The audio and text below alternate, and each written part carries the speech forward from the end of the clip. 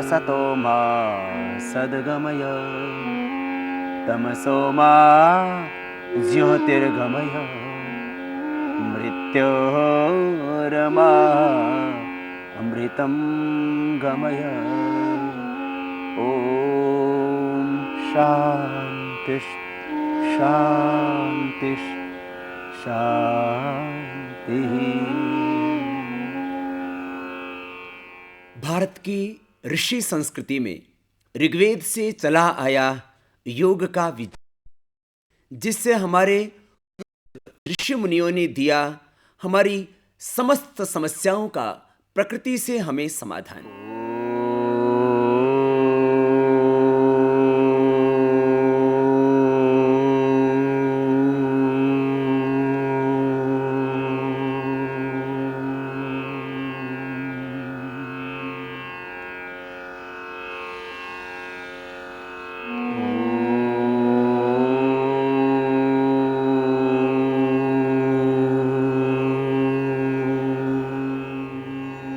अष्टचक्रा नवद्वारा देवानां पुरयुध्या तस्यां हिरण्यः कोशः स्वर्गो ज्योतिषावृता। देह में 8 चक्र हैं, 9 द्वार हैं।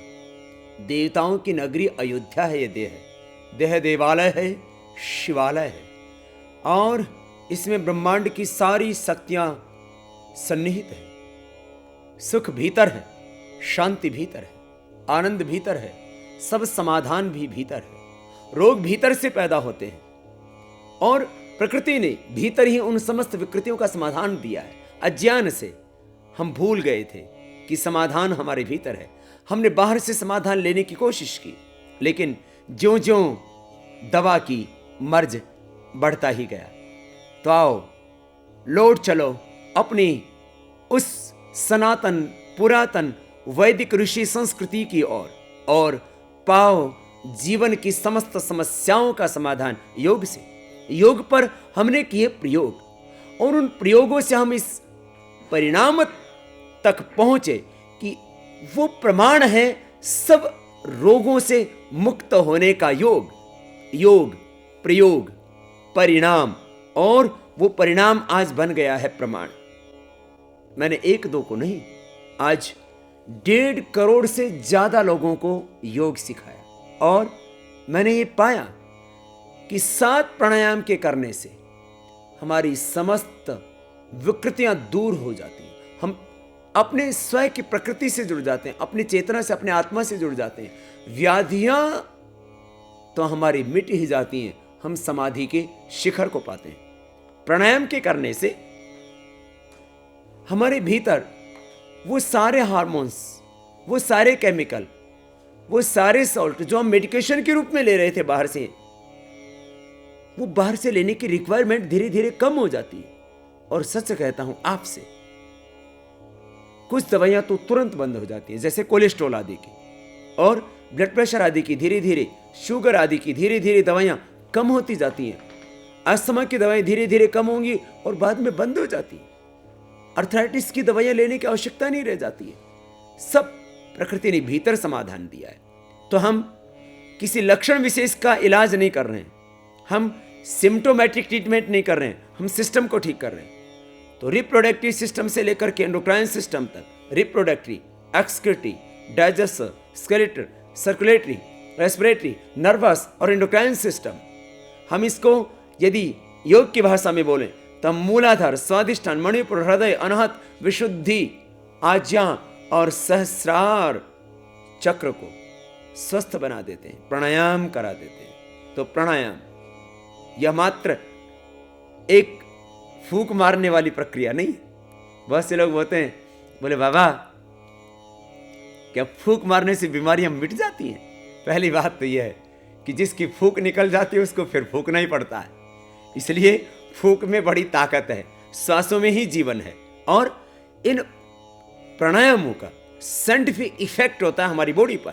अर्थात जब हम प्राणायाम करते हैं तो ये ऑक्सीजनेटेड ब्लड हमारे शरीर की प्रत्येक कोशिका को जीवंतता देता। हमारा शरीर है क्या? कोशिकाओं का समवाय ही हमारा शरीर है। तो हमारा सेल, उस सेल से बनने वाले टिश्यू और उनसे बनने वाले ऑर्गन, उन सब को हम जब सांस भीतर गहरा भरते हैं तो ऑक्सीजन रक्त कोशिकाओं के माध्यम से अवशोषित होकर के हमारी शरीर की प्रत्येक कोशिकाओं तक पहुंचता है और पूरे शरीर को जीवंतता देता है यह ऑक्सीजन। तो ऑक्सीजनेटेड ब्लड हमारे तमाम विकृतियों को दूर करता है। हम इंटरनल एक्सरसाइज कराते हैं, शरीर को अंदर से व्यायाम देते हैं और ये संपूर्ण साथ प्राणायाम कराते कराते हम गुड हार्मोन्स का सिक्रेशन बढ़ा देते हैं, स्ट्रेस हार्मोन्स का सिक्रेशन हम कम कर देते हैं। रिप्रोडक्टिव सिस्टम से लेकर के एंडोक्राइन सिस्टम तक हम शरीर को भीतर तक संतुलित बना देते हैं। तो आओ सीखते हैं, जानते हैं क्या है ये 7 प्राणायाम। सिद्धासन, सुखासन या पद्मासन में बैठ जाते हैं सीधे, हाथों के एक मुद्रा विशेष में रखते हैं। ये ध्यान मुद्रा, ये वायु मुद्रा, ये शून्य मुद्रा, ये पृथ्वी मुद्रा, ये वरुण मुद्रा, ये शक्ति मुद्रा, ये अपान मुद्रा। इन मुद्राओं के भी बहुत गहरे हैं शारीरिक और मनोवैज्ञानिक लाभ। किसी भी एक आसन में सीधे बैठ जाते हैं, स्थिर सुखमासनम, और स्थिर सुखम आसनम, सीधे बैठ करके सुखासन में। फिर करते हैं प्राणायाम। सबसे पहले भस्त्रिका,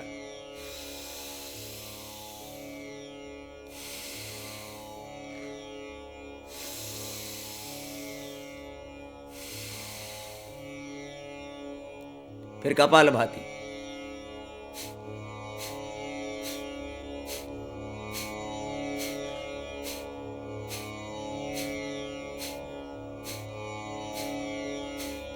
फिर बाह्य प्राणायाम,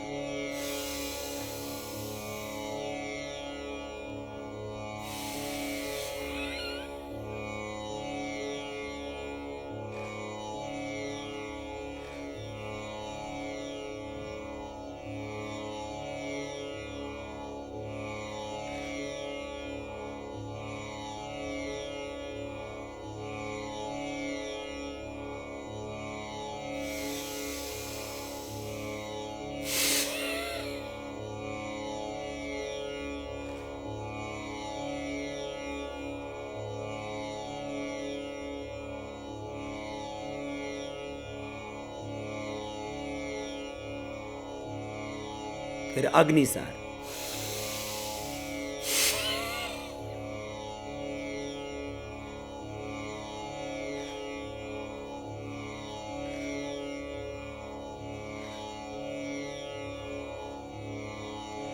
भस्त्रिका, कपालभाति, बाह्य प्राणायाम और इसके बाद में अग्निसार क्रिया का अभ्यास। यह एक सीक्वेंस है, एक क्रम है। फिर अनुलोम विलोम, राइट हैंड को उठाते हैं, राइट नॉस्ट्रिल को क्लोज करते हैं अंगूठे से, बाएं से सांस को भीतर गहरा भरते हैं।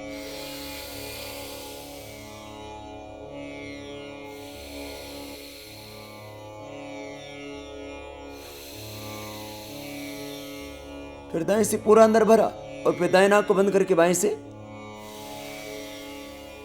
सांस को बाहर छोड़ दिया।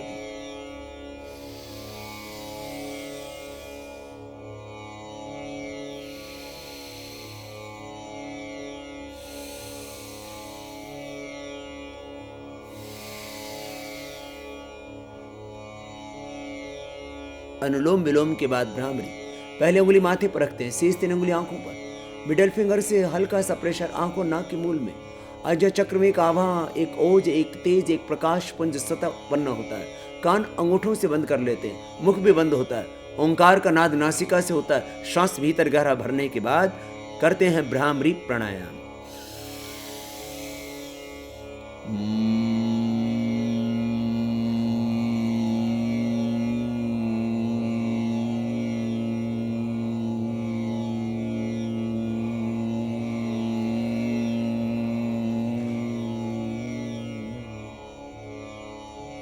इसके बाद किया जाता है उद्गीत प्राणायाम। श्वासों को भीतर गहरा भरते हैं और श्वास भीतर गहरा भर के पवित्र ओम की ध्वनि करते हैं। ओ का लंबा उच्चारण होता है, मैं का अपेक्षाकृत कम उच्चारण होगा।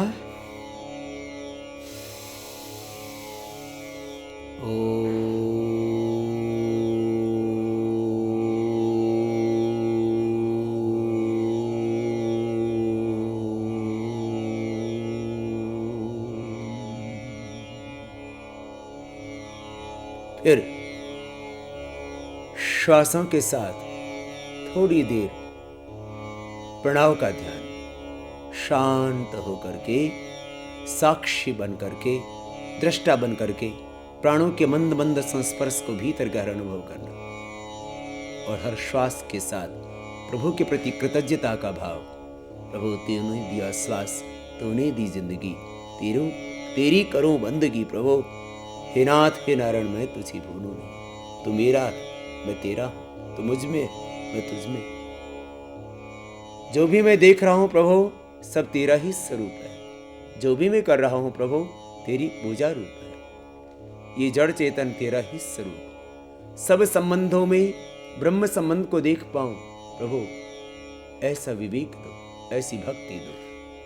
सब संबंधों में तेरा संबंध अनुभव कर पाऊं, सब स्वरूपों में तेरे रूप का दर्शन कर पाऊं, तेरा अमृत पुत्र होकर के प्रभु हर पल जी पाऊं। इस भाव के साथ किया आपने ध्यान। भस्त्रिका, कपालभाति, बाह्य, अनुलोम विलोम, भ्रामरी, उद्गीत और प्रणव, ये 7 प्राणायाम। इन प्राणायामों का, प्रत्येक प्राणायाम का एक सुनिश्चित समय है, उसकी एक ठीक विधि है। विधि, समय, संकल्प और सिद्धि।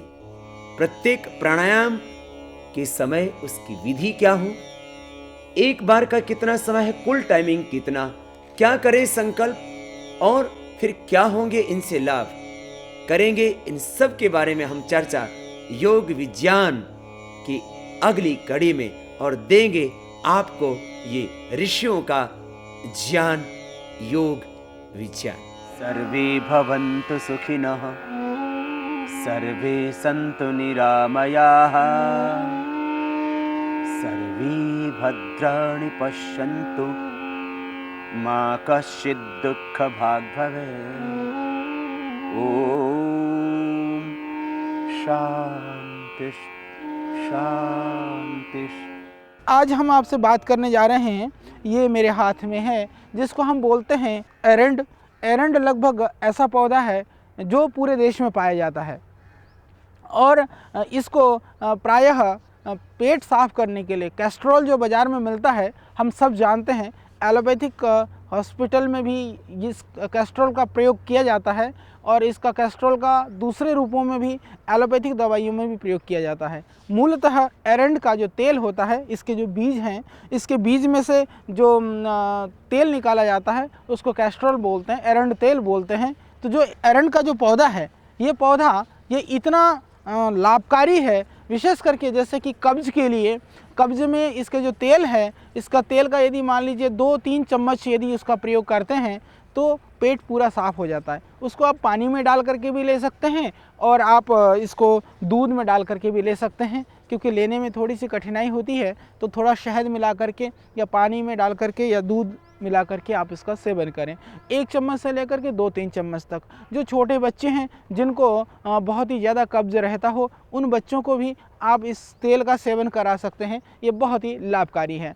और जिन लोगों को, जैसे बुजुर्ग लोग हैं जो किसी भी तरह से दस्त करने वाली दवाई नहीं ले सकते हैं, उन लोगों के लिए भी यह बहुत ही मुरीद है, बहुत ही लाभकारी है। और जो छोटे बच्चे हैं, जो बिल्कुल ही दूध पीते हुए बच्चे हैं, वो नहीं वो कर पाते हैं, तो रुई की बत्ती बना करके, कॉटन को एक लपेट करके बत्ती जैसा बना करके उसमें एरंड तेल लगा करके, जैसे नीचे एनस द्वार से, गुदा द्वार से यदि थोड़ा लगा देते हैं तो उससे भी लैट्रिन होनी शुरू हो जाती है। बहुत ही लाभकारी हैं। और जो बहुत ही छोटे बच्चे हैं कि जो 4-6 महीने के बच्चे हैं, ऐसे बच्चे को कब्ज़ की शिकायत होती है, तो थोड़ा सा हींग, लगभग बिल्कुल 1 मूंग के दाने जितना हींग बारीक पाउडर करके लगभग आधा चम्मच कैस्टर ऑयल में अच्छी तरह से मिला करके, एरंड के तेल के मिला करके यदि नाभि के आसपास लगा देते हैं तो उससे भी उनको पेट साफ़ हो जाता है। जो पेट का अफारा है, जो बेचैनी है, वो दूर हो जाती है। तो इससे कब्ज़ की शिकायत हो, चाहे अफारा वगैरह किसी भी तरह की परेशानी हो, तो उसमें इससे पूरा लाभ होता है। और जो अल्सरेटिव कोलाइटिस के रोगी हैं उनके लिए भी यह एरंड बहुत ही लाभकारी है, क्योंकि जिनको अल्सर वगैरह की शिकायत होती है तो उनको तीव्र विरेचन वाली दवाइयाँ, जो ज़्यादा तेज़ी से पेट साफ़ करने वाली दवाइयाँ हैं, वो नुकसान करती हैं। तो उसमें जैसे लौकी का रस का सेवन कर सकते हैं, या सामान्य सौम्य औषधियों के साथ साथ में इस एरंड का जो तेल है इसका भी आप सेवन कर सकते हैं। एरंड तेल को जैसे मैंने कहा दूध में डाल करके उनको पिला देने से उसे सुगम विरेचन हो जाएगा। और इसकी जो पत्तियां हैं, आप पत्तियों को देख रहे हैं, आयुर्वेद के अंदर इन पत्तियों की बहुत महत्ता है। विशेष करके जिनको अर्थराइटिस है, जोड़ों में दर्द है, उसमें इन पत्तियों को गर्म करके यदि उस जगह पर बांधते हैं तो बांधने से बहुत ही लाभ होता है। तो यदि किसी दर्द वाला जो दर्द निवारक तेल है, यदि उसको डाल करके यदि आप बांधते हैं तो उससे पूरा ही आपको फ़र्क पड़ेगा। तो इसके लिए आपको जो है इन पत्तियों को तोड़ करके, ताज़े बड़े पत्ते, इसमें थोड़े बड़े साइज़ के भी आपको मिल जाएंगे, इनको तोड़ा, इसमें कोई तेल लगाया और इसको गर्म किया, दर्द वाली जगह पर रात को बांध दें, तो 8-10 घंटा तक बंधे रहने दें, बहुत ही लाभकारी है। और जिनको जैसे मैंने कहा कि जो इनके जो फल है, फल में एक आयुर्वेद में औषधि होती है जिसको हम एरंड पाक बोलते हैं।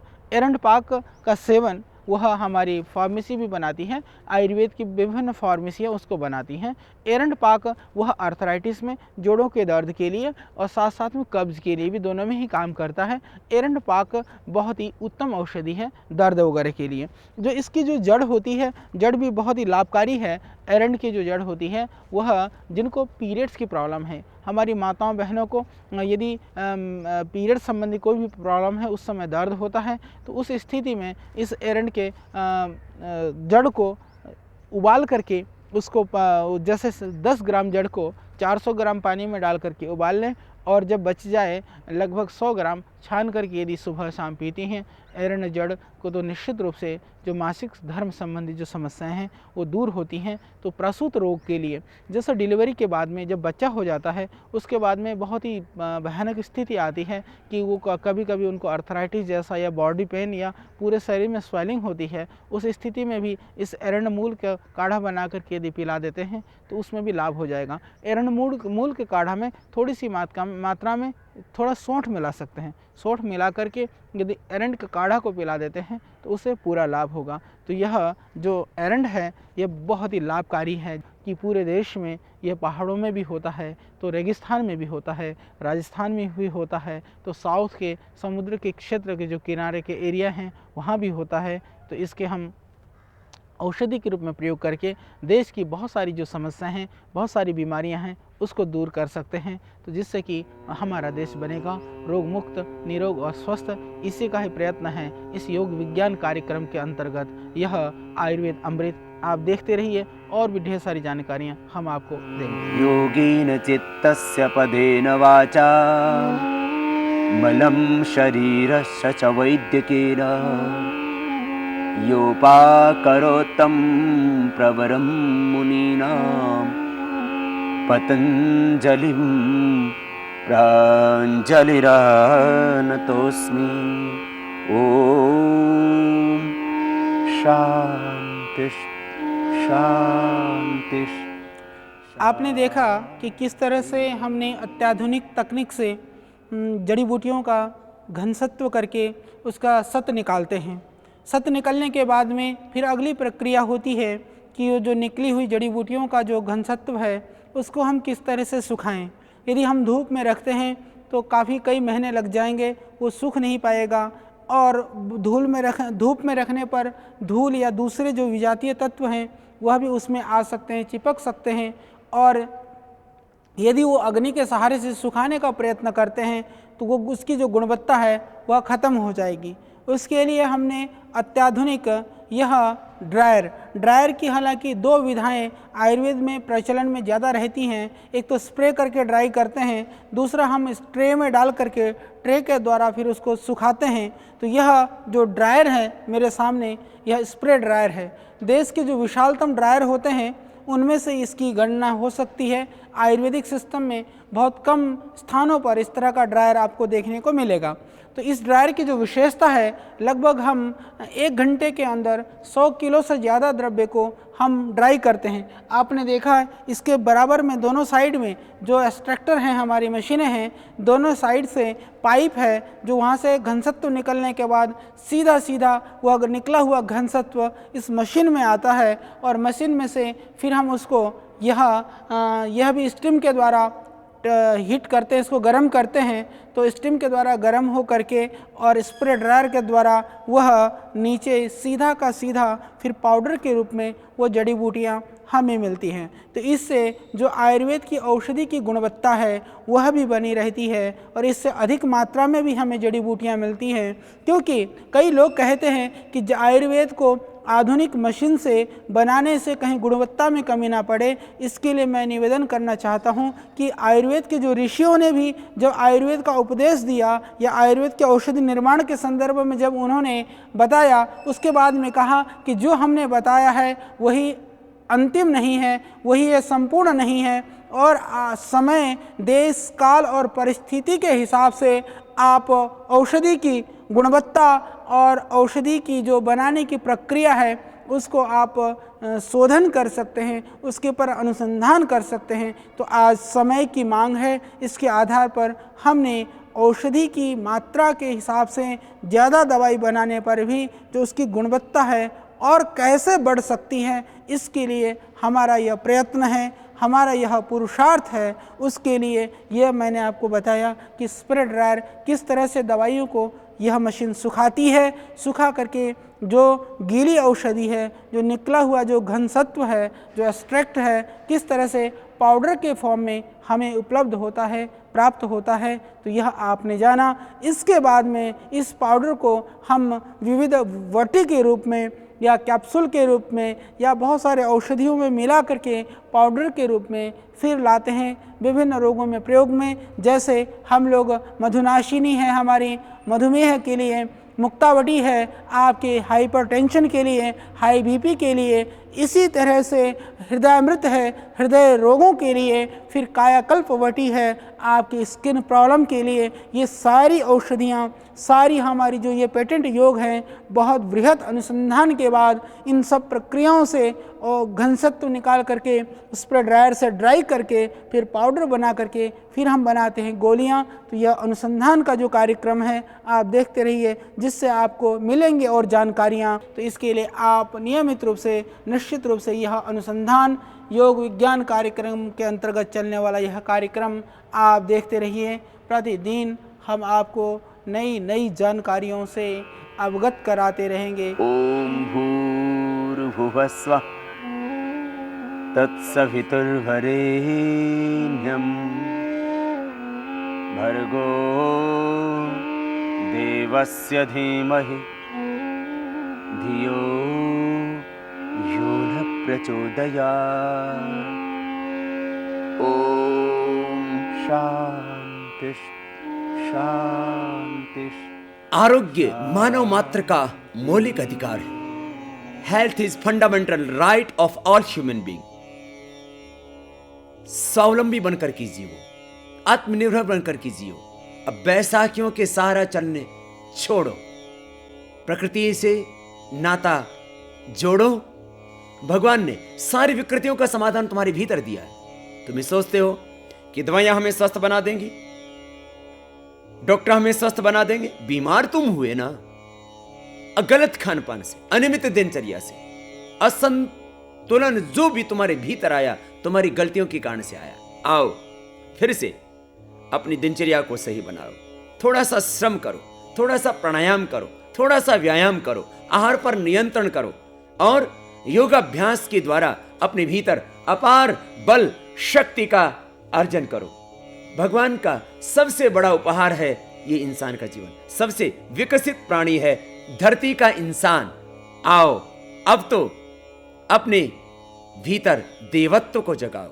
आओ अब तो भगवान के देवी शरीर का तिरस्कार न करो, इसका सत्कार करो। भगवान की देवी ये सौगात अब तो योग के द्वारा इसको स्वस्थ बनाओ। योग से शरीर स्वस्थ होगा, मन निर्मल होगा, हमारी उत्पादकता बढ़ेगी, हमारी सकारात्मकता बढ़ेगी, हमारी सृजनात्मकता बढ़ेगी, हमारी जिंदगी योगः कर्मसु कौशलम समत्वम योगः उच्यते, जिंदगी मानव उत्सव बन जाएगी। आओ जीवन को योग के द्वारा उत्सव बनाएं। जिंदगी की हर भोर एक नया जन्म है। हर जिंदगी की सुबह की शुरुआत एक ऊर्जा और आत्मविश्वास के साथ करें और ये संकल्प कि अब हम बीमार होकर के नहीं जिएंगे, हम स्वस्थ, स्वावलंबी और आत्मनिर्भर होकर के जिएंगे। हम खुद खड़े होंगे और इस वतन को खड़ा करेंगे और भारत का नाम पूरी दुनिया में रोशन करेंगे। भारत को विश्व की महाशक्ति बनाएंगे अपने कर्म से, अपने पुरुषार्थ से।